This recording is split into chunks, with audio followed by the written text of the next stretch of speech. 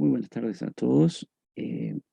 A continuación les voy a estar compartiendo material que estuvimos viendo en el primer taller sobre citas y referencias bibliográficas. Esto fue hecho el 26 de febrero de este año, o del año 2022. Y más que nada la idea de este taller es simple y sencillamente darles un repaso de la importancia de las referencias bibliográficas, eh, el entender qué cosas constituyen el plagio y de qué forma, también un poco resumida, se, se tienen que ordenar la forma de hacer la cita de los autores dentro del texto. Todo esto es basado en el estilo Chicago, que también es el estilo Chicago Turabian. Am, y como primera cosa, la pantalla que están viendo, se dan cuenta que es la pantalla de un PDF. Y esto que también les sirva de lección, am, el hecho de que cuando hicimos este taller tenía este material en PowerPoint, pero por alguna razón eh, perdí el file de PowerPoint, ah, pero por esas cosas que suceden, decidí, antes de perder ese archivo, de guardarlo como PDF para imprimirlo alguna vez que fuera necesario. Y así que esa es la historia. Cada vez que am, hagan ustedes un taller o algún trabajo, asegúrense de guardarlo, de archivarlo en un lugar donde lo puedan encontrar y si es posible también, ¿por qué no?, ponerlo en un thumb drive, este, para que así lo tengan guardado en diferentes partes, porque siempre sucede que las cosas se van perdiendo. Bueno, muy bien. Entonces, vamos a ir avanzando. La importancia de entender lo que son las citas y las referencias bibliográficas están puestas en la pantalla. Una de las cuestiones que no pensamos por lo general cuando estamos escribiendo o cuando estamos pensando en las citas y referencias es el reconocer los méritos de los autores originales. Usualmente nosotros nos preocupamos por citar apropiadamente y poner la bibliografía lo mejor posible por nuestro beneficio, es obvio, eh, para que no perdamos puntos o para que podamos tener el estilo de referencias lo más apropiado posible. Pero una de las razones que tiene que ser importante y mantenida en nuestra memoria es de que es una forma de reconocer, de honrar a aquellos autores que ahora, a la hora de nosotros escribir, nos ayuda eh, para hacer nuestros escritos, monografías, ensayos. Entonces, al mismo tiempo de reconocer estas cosas, el pensar de esta forma nos ayuda a evitar el plagio y el trabajo también se enfrenta eh, con responsabilidad.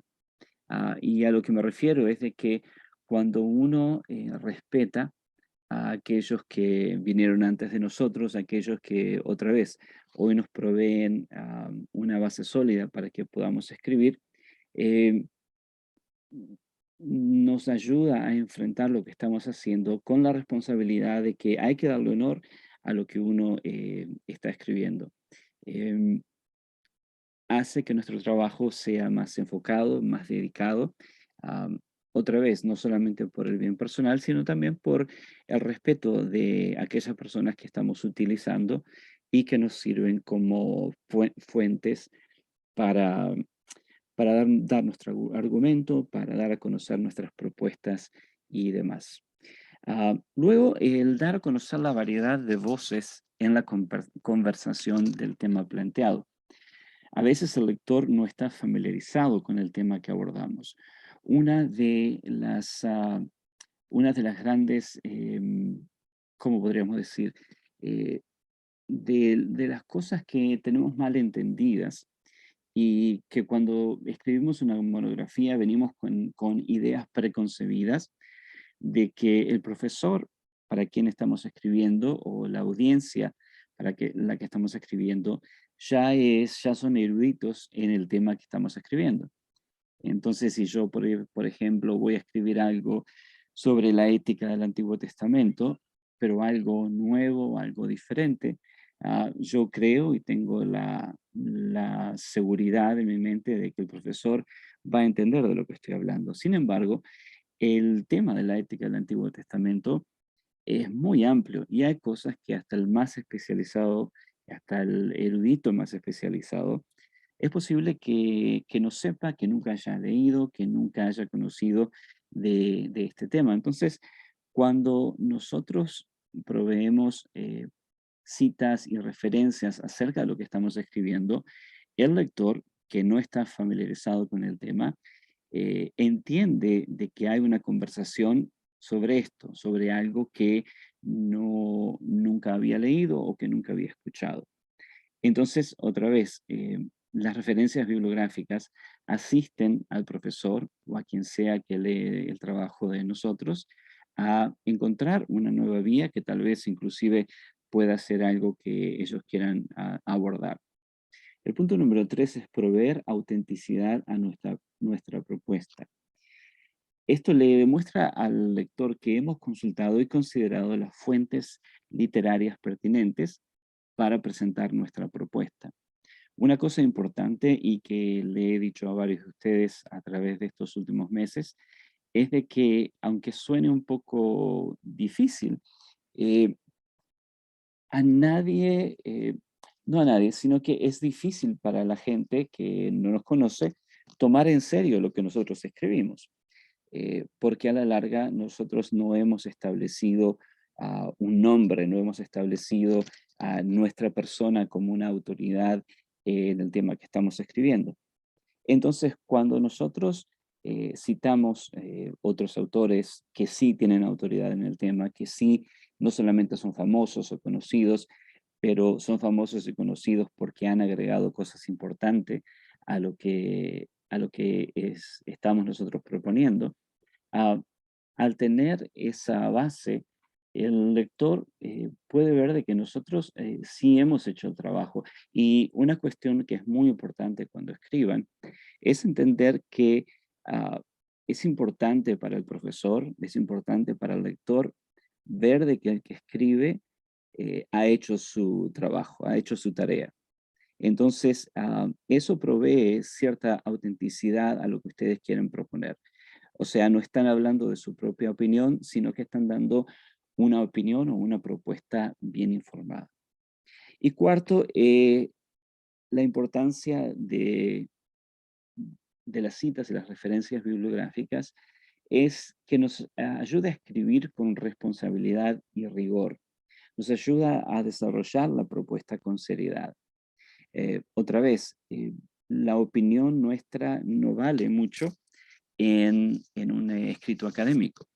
Todo el mundo tiene opiniones, pero lo importante es si nuestras opiniones, si nuestras propuestas son responsables y si no solamente son responsables, sino que hemos trabajado en ellas de una forma diligente y de una forma seria.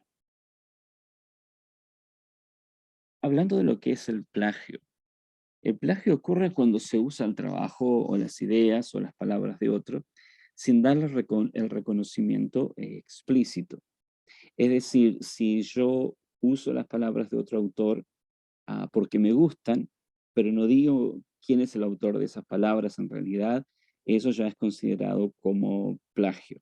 Estoy usando las ideas y el trabajo, las palabras de otro y no le estoy diciendo al lector que esa otra persona lo hizo, lo escribió, lo dijo. Ahora, hay tres tipos de plagio. El primero es intencional. Sucede cuando se adjudican las palabras de otro autor a uno mismo. Descaradamente y sin vergüenza, el que escribe la monografía y el ensayo no dice, ni siquiera insinúa que las palabras son de otra persona, sino que se las apropia y las usa y el que no se da cuenta, no se da cuenta, pero esa persona quiere pasar desapercibido como que es un gran escritor. El segundo tipo es el tipo inintencional, cuando no se apropian las palabras de otros, pero se omite dar crédito al autor. Y esto sucede mucho cuando escribimos demasiado sobre la hora. Es decir, tenemos una monografía o un ensayo que entregar mañana a la noche y mañana a la mañana empezamos a escribir y la monografía requiere 15 hojas, ¿no? O 15 páginas. Entonces, sucede muy seguido de que citamos a un autor, pero se nos olvida por lo rápido del tiempo y por, obviamente, nuestra irresponsabilidad de no hacer las cosas a tiempo. Entonces, de una forma sin querer, nosotros podemos caer en el asunto del plagio. Lo que es importante entender que a la hora de un profesor corregir o leer su trabajo, el profesor no tiene tiempo para irnos a preguntarnos eh, por qué hicimos esto o lo otro. Entonces, si un profesor descubre que hay palabras o hay frases enteras que le pertenecen a un autor y nosotros no le dimos el crédito apropiado, inmediatamente el profesor lo va a considerar como plagio, porque es responsabilidad nuestra, no del profesor. Es responsabilidad nuestra el cuidar todas estas cosas. Y el tercer tipo es el plagio por ignorancia a la larga, que es precisamente el que sucede cuando no se entiende o no se sabe qué es el plagio. Entonces, a pesar de que alguien pueda tener un taller, a pesar de que alguien pueda leer un libro o tomar una clase, sucede a veces que la persona que está escuchando no entienda bien el concepto del plagio. Entonces, es otra cosa que es importante y por eso es necesario aprender. Si es plagio por ignorancia, es plagio al fin.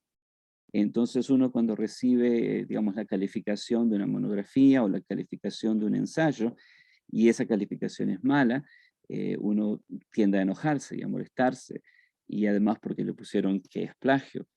Entonces el plagio intencional, inintencional o por ignorancia se considera plagio al fin.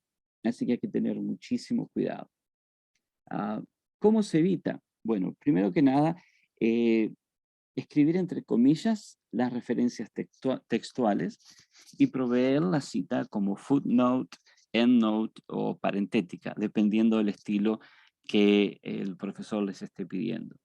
Am, Siempre que escriban una frase o una oración o una palabra que dijo otro autor, siempre, siempre, siempre usen comillas.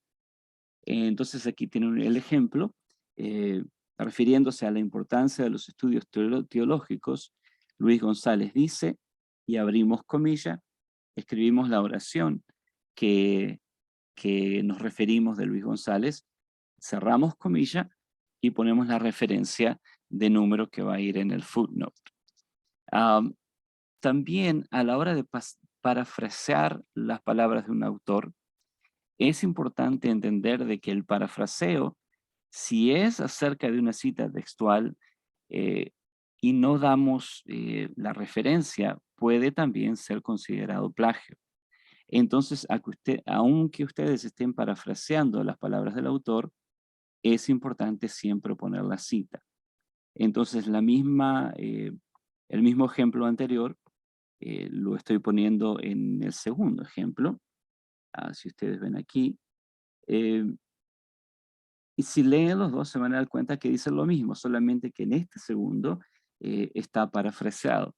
Ahora, el hecho que esté parafraseado obviamente no lleva comillas, porque no estoy usando la cita textual, pero sí se tiene que dar referencia de quién es el autor. En el estilo Chicago ahora, el asunto de lo que es dar las citas eh, a pie de página en la bibliografía y en las notas subsiguientes. Hace un tiempo les envié eh, unos enlaces para poder encontrar en línea ciertas páginas que son muy útiles acerca de cómo es que se debe hacer las citas en estilo Chicago y en otras también. Pero para repasar lo más básico aquí, ustedes pueden ver cuál es la fórmula para poner una cita al pie eh, en primera instancia. Entonces la fórmula es nombre y apellido, de una forma normal, coma, el título del libro siempre en itálicas. El título del libro nunca va entre comillas. Entonces asegúrense que se memorizan esto. El título del libro siempre, siempre, siempre está en itálicas. Después, entre paréntesis, la ciudad, el estado, en su abreviatura, si están citando un libro escrito o publicado aquí en Estados Unidos. Entonces, otra vez, ciudad, estado, en este caso, si fuera Los Ángeles, se pondría la abreviación de California, que es CA. Dos puntos, el nombre de la editorial, coma, el año, cerramos paréntesis, y de ahí el número de la página. Y aquí el paso siguiente, aquí tienen el ejemplo al que se pueden referir y comparar con la fórmula de arriba.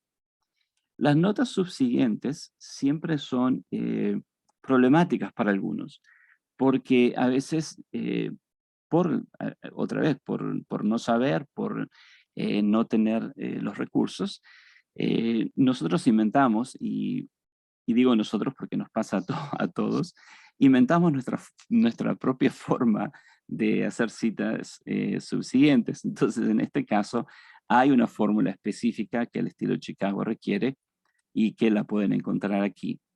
Eh, la fórmula es el apellido del autor, el nombre del libro o el título del libro lo más abreviado posible. Si el título del libro que usted está citando tiene más de 4 palabras, hay que buscar la forma de abreviar el título a como mucho 5 palabras. Entonces, en este caso, el título es bastante largo. eh, entonces, en este aspecto yo lo corté a la mitad. Y lo importante es que se pueda entender y diferenciar de otros libros. Por ejemplo, si yo quisiera abreviar demasiado el título The Bible as Political Artifact y yo lo abrevio y pongo The Bible, puede haber muchos otros libros que empiecen con The Bible y entonces puede entrar en confusión. Entonces la abreviación de aquí es apellido, nombre o título del libro abreviado, también siempre en itálicas, y el número de página. En citas subsiguientes se evita o se pasa por alto la ciudad, el estado y la casa editorial, porque ya la mencionamos anteriormente. En la parte de la bibliografía, la fórmula es apellido y nombre, el título otra vez en itálicas, la ciudad, el estado, la editorial y el año, como en la cita al pie, solamente que en este caso sin paréntesis. Y aquí abajo van a encontrar el ejemplo de, de cómo hacer la cita en la bibliografía en el estilo Chicago. También está el estilo Chicago de el sistema de autor y fecha. Estas citas no van al pie de la página, sino que van dentro del texto. Van entre paréntesis y llevan el autor, la fecha de publicación y la página a la que nos estamos refiriendo. Entonces, en este caso, tomando el libro pasado, ustedes ven aquí el apellido del autor, el año publicado, y aquí encuentran el número de página. Entonces, si regresamos, el libro es de Susan Schultz, fue publicado en el 2017, y en este caso citamos la página 124. En nota parentética, en el sistema de autor y fecha, ponemos Schultz 2017, coma, y el número de página. La bibliografía es un poco diferente a la del estilo Chicago más conocido, ya que aquí el año se pone inmediatamente después del nombre. En el estilo Chicago más común, el año va al final de toda la cita. Sin embargo, cuando usamos el sistema de autor y fecha, el año va inmediatamente después del nombre del autor y, como ven después, título, ciudad, estado y casa editorial. Siempre hay una confusión. Los profesores dicen que quiero que el ensayo, la monografía, lo hagan en estilo Chicago. Y otros dicen, bueno, lo van a hacer en Turabian. Y otros dicen, bueno, quiero que lo hagan estilo SBL. La realidad es de que los tres estilos de referencias bibliográficas comparten las mismas características. No les voy a decir que son exactamente igual, pero los estilos, cuando hablamos de las diferencias de los estilos, estamos hablando más que nada en la estructura de todo el trabajo, no necesariamente de las citas al pie de página o de la bibliografía. Las citas a pie de página y la bibliografía, en realidad, los tres estilos comparten el mismo formato. Es más que nada a la hora de hacer la estructura del ensayo, eh, el tamaño de los márgenes, dónde se ponen el título, la introducción, cómo se ponen los diferentes subtítulos, si se ponen centrados, si se ponen al margen izquierdo. Esas son las diferencias más grandes. Pero en el caso de las citas a pie de página y en bibliografía, los tres comparten básicamente la misma estructura. Entonces, no se confundan, no se asusten cuando vean que les dicen una o la otra. Mi consejo es de que hablen con el profesor para asegurarse por qué quieren cierto estilo y por qué no. La mayoría de los casos van a encontrar que el profesor les va a decir, bueno, Chicago es Biel, le van a decir ese. Y es muy común ese tipo de respuestas. Y otra vez, siéntanse tranquilos que los tres comparten básicamente la misma estructura. Bueno, el formato de la bibliografía. En el formato para la bibliografía, ustedes ven de que la línea siguiente, si el título del libro es muy largo, siempre va a haber una segunda línea. Entonces la segunda línea siempre va a ir en sangría. Entonces, como ustedes ven ahí, este título, y ahí tiene varios autores, eh, la segunda línea no llega al mismo espacio que la primera, sino que se pone en sangría. Entonces tiene que dejar dos líneas en blanco entre el título y la primera entrada. Justifique la primera línea de cada entrada al margen izquierdo. Sangría para las líneas subsiguientes, y la sangría tiene que ser de media pulgada. Una bibliografía consiste en una lista de las fuentes, alfabéticamente y por autor. Una lista que usted consultó o citó en el artículo. Si usó más de un libro del mismo autor, sustituya el nombre con una raya de media pulgada. Separe las entradas con una línea en blanco. Las entradas en sí son a espacio simple.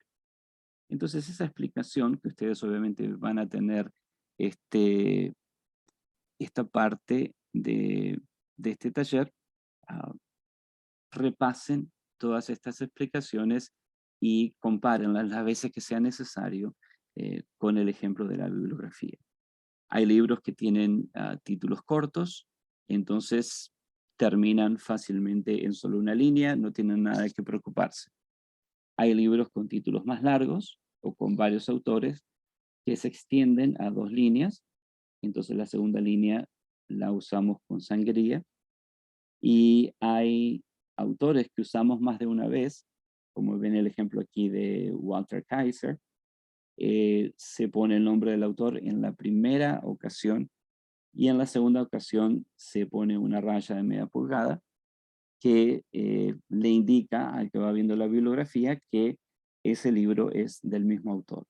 No hay necesidad de escribir el nombre del mismo autor una y otra vez. Hay una cosa importante, y que esto lo vemos muy seguido en monografías y en ensayos de muchos alumnos. Se se olvida o no se sabe lo que es una cita en bloque. Ah, la cita en bloque consiste de 5 o más líneas de texto y debe estar en sangría de media pulgada. Las citas en bloque deben de estar a espacio simple y no se utilizan comillas en el principio o al final de la cita. Es decir, si ustedes están citando algo que un autor escribió y están usando más de 4, más de 5 eh, líneas de texto, no se pueden poner dentro del texto corridas con comillas.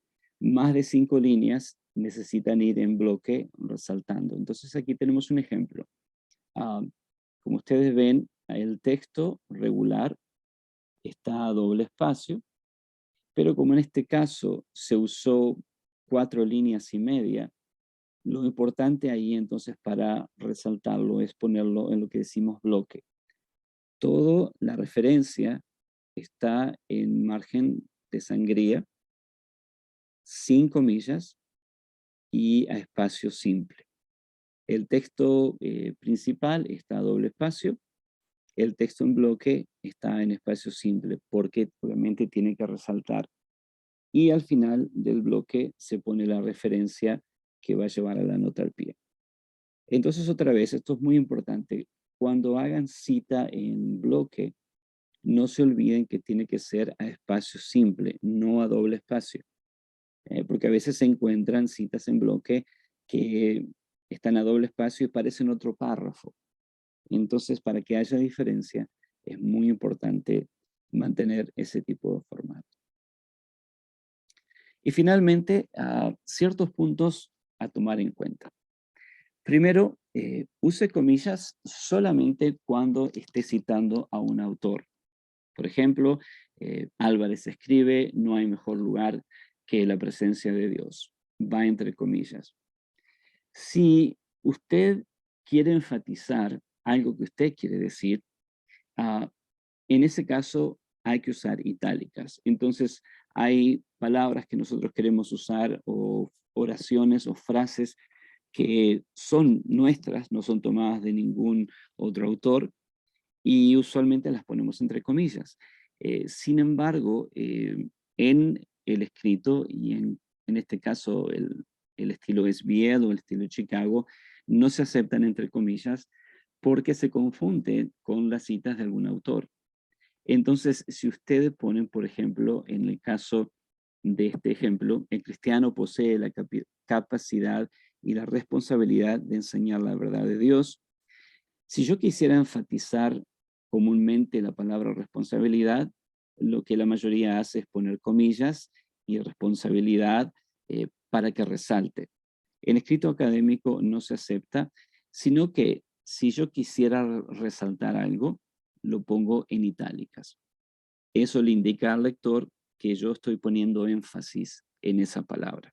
Si pongo entre comillas, el que está leyendo, el profesor va a decir de quién dijo eso y dónde está la cita, porque entre comillas inmediatamente lo lleva a uno a decir eso lo dijo otra persona. Use las notas a pie de página para las referencias bibliográficas.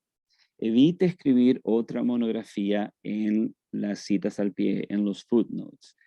Mucha gente quiere decir más cosas, entonces las escribe en las notas al pie y en realidad úselas solamente para poner sus referencias bibliográficas. Escribir más cosas le está haciendo perder tiempo de lo que en realidad tiene que escribir. Entonces es muy importante que no se deje llevar porque tiene más ideas y las quiere poner. Si tiene más ideas, anótelas a un lado y las puede usar en el futuro, en otra monografía. Pero en el caso de una monografía o un ensayo que esté trabajando, limítese a usar las notas al pie solamente para las referencias bibliográficas. Otra cosa importante es no use fotos ni gráficas de cualquier tipo. La presentación de un escrito académico está en el uso del formato apropiado. A veces tenemos ciertas costumbres de querer realzar un poco la presentación, de un escrito poniendo una carátula con un dibujo o con una foto eh, que se nos hace importantes y apropiadas para lo que estamos escribiendo, pero un escrito académico rechaza esas cosas. Eh, Cruces y pinturas de Miguel Ángel, digamos, o cosas por el estilo, no son necesarias y no son apropiadas. Lo que da la buena presentación y que impresiona al lector es de que esté en el formato apropiado, en el formato que se pidió. Puntos, comas, signos de exclamación e interrogación van dentro de las comillas. Entonces mantengan eso presente también cuando estén citando a un autor de forma textual, entre comillas. Recuerden de que se pone punto dentro de la comilla, de la última, las comas también, los signos de exclamación, los signos de interrogación, si son parte de lo que están citando, parte de lo que el autor escribió, siempre va dentro de las comillas. Muy bien, esos son puntos finales que son importantes tener en cuenta y más o menos a la hora de escribir, ir asegurándose de que tomamos cuidado de esos detalles. Hay muchísimos más detalles a los que se le tiene que prestar atención y que los vamos a ir mencionando y estudiando en otros talleres, pero creemos que esta primera entrega de, de cómo citar, de cómo usar bibliografías y citas a pie de página, ah, creemos que para empezar estos puntos básicos son muy necesarios y son lo que usualmente nos traen más problemas al escribir monografías. Son las cosas así de sencillas las que a veces nos traiciona y a pesar de que creímos que habíamos escrito bien, recibimos una calificación menor y comentarios y críticas de parte de los profesores acerca de lo que escribimos. Y en realidad lo único que sucedió fue de que eh, no prestamos atención a estos pequeños detalles. Muy bien, entonces así termina este primer taller. Eh, este material, por favor, revísenlo, estudienlo. Cada vez que escriban una monografía, saquen este material de forma de que cuando estén editando su trabajo, revisen y asegúrense que están tomando en cuenta todas estas cosas. Muy bien, sigan estudiando y hasta la próxima.